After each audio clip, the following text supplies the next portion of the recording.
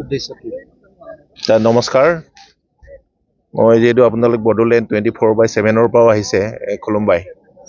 এতিয়া আজি আমি 26 সংখ্যক মিচিংসকলৰ অন্যতম জনগোষ্ঠী বংশাৱলী মিলিসকলৰ এটা সংগঠন আছে, তাকাম মিলি অপেন কাবাং অল মিলি ক্লেন ছ'চাইটি। এইটো হ'ল 26 সংখ্যক আজি ফাউণ্ডেশ্যন ডে। আৰু এই ফাউণ্ডেশ্যন ডেটো আমি এই চমকং গাঁৱৰ এই ৰংগমঞ্চত আমি অনুষ্ঠিত কৰিছোঁ। আজি এদিনীয়াকৈ অনুষ্ঠিত হৈছে, আজি 12 তাৰিখ। গতিকে ইয়াত আমি এটা অনুভূতি এটা পাইছোঁ, আমাৰ অনুভৱ হৈছে যে ইয়াৰ স্থানীয় লোকসকলেও আমাক যথেষ্ট সহযোগ কৰিছে। আৰু যিহেতু আমি খুব কম সময়ৰ ভিতৰতে এৰেঞ্জমেণ্টবিলাক কৰিছিলোঁ, গতিকে তেখেতসকলক ধন্যবাদ দিব লাগিব।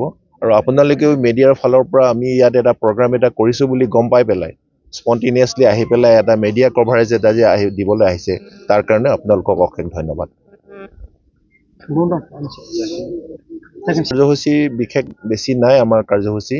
অলৰেডি আমি ৰাতিপুৱা এটা প্ৰথম কাৰ্যসূচীত ইয়াৰ পৰিৱেশ নিকাকৰণ, যিটো চাফ চিকুণ কৰা। আৰু ছেকেণ্ডলি আমি কৰিলোঁ ফ্লেগ হোষ্টিং। আমাৰ যিটো তাকাম মিলি অপেন কাবাঙৰ যিটো ফ্লেগ আছে, ফ্লেগ হোষ্টিংটো কৰা হ'ল। আৰু ফ্লেগ হোষ্টিঙৰ পাছতে আমি এটা শ্ৰদ্ধাঞ্জলি অনুষ্ঠান পাতিলোঁ। যিসকল আমাৰ মৃতকৰ আত্মা আছে, তেখেতসকলৰ শান্তিৰ কাৰণে এটা শ্ৰদ্ধাঞ্জলি অনুষ্ঠান পাতিলোঁ।